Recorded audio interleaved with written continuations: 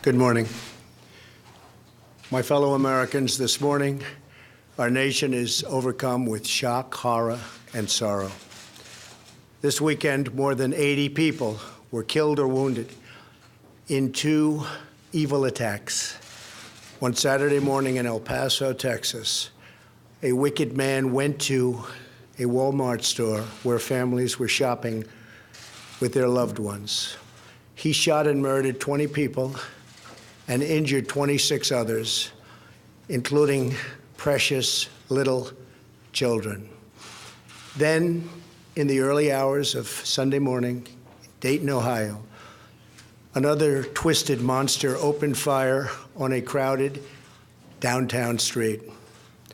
He murdered 9 people, including his own sister, and injured 27 others.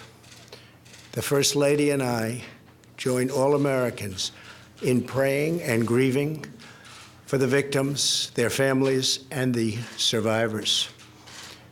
We will stand by their side forever. We will never forget.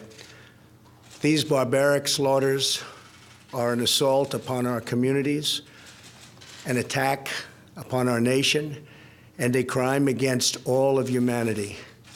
We are outraged and sickened by this monstrous evil, the cruelty, the hatred, the malice, the bloodshed, and the terror. Our hearts are shattered for every family whose parents, children, husbands, and wives were ripped from their arms and their lives. America weeps for the fallen. We are a loving nation, and our children are entitled to grow up in a just, peaceful, and loving society. Together, we lock arms to shoulder the grief. We ask God in heaven to ease the anguish of those who suffer, and we vow to act with urgent resolve. I want to thank the many law enforcement personnel who responded to these atrocities with the extraordinary grace and courage of American heroes. I have spoken with Texas Governor Greg Abbott and Ohio Governor Mike DeWine, as well as Mayor DeMargo of El Paso, Texas, and Mayor Nan Whaley of Dayton, Ohio, to express our profound sadness and unfailing support. Today, we also send the condolences of our nation to President Obrador of Mexico and all the people of Mexico for the loss of their citizens in the El Paso shooting. Terrible, terrible thing. I have also been in close contact with Attorney General Barr and FBI Director Wray. Federal authorities are on the ground, and I have directed them to provide any and all assistance required, whatever is needed. The shooter in El Paso posted a manifesto online consumed by racist hate. In one voice, our nation must condemn racism, bigotry, and white supremacy. These sinister ideologies must be defeated. Hate has no place in America. Hatred warps the mind, ravages the heart, and devours the soul. We have asked the FBI to identify all further resources they need to investigate and disrupt hate crimes and domestic terrorism, whatever they need. We must recognize that the internet has provided a dangerous avenue to radicalize disturbed minds and perform demented acts. We must shine light on the dark recesses of the internet and stop mass murders before they start. The internet, likewise, is used for human trafficking, illegal drug distribution, and so many other heinous crimes. The perils of the internet and social media cannot be ignored, and they will not be ignored.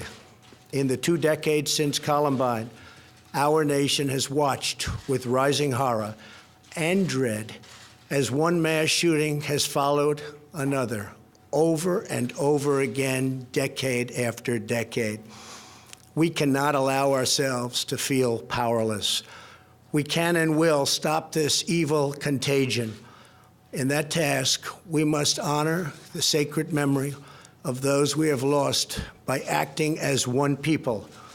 Open wounds cannot heal if we are divided. We must seek real bipartisan solutions. We have to do that in a bipartisan manner that will truly make America safer and better for all.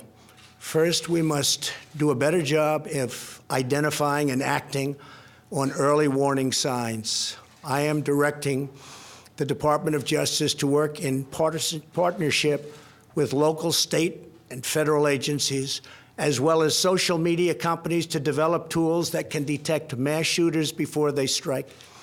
As an example, the monster in the Parkland High School in Florida had many red flags against him, and yet nobody took decisive action. Nobody did anything. Why not? Second, we must stop the glorification of violence in our society. This includes the gruesome and grisly video games that are now commonplace. It is too easy today for troubled youth to surround themselves with a culture that celebrates violence.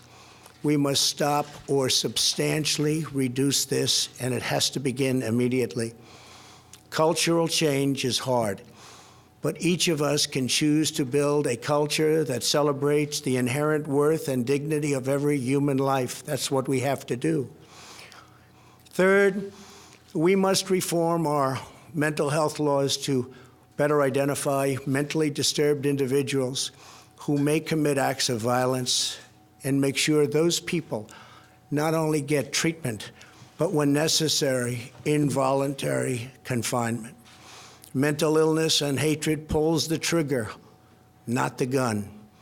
Fourth, we must make sure that those judged to pose a grave risk to public safety do not have access to firearms, and that if they do, those firearms can be taken through rapid due process. That is why I have called for red flag laws, also known as extreme risk protection orders. Today, I'm also directing the Department of Justice to propose legislation ensuring that those who commit hate crimes and mass murders face the death penalty, and that this capital punishment be delivered quickly, decisively, and without years of needless delay. These are just a few of the areas of cooperation that we can pursue. I am open and ready to listen and discuss all ideas that will actually work and make a very big difference. Republicans and Democrats have proven that we can join together in a bipartisan fashion to address this plague.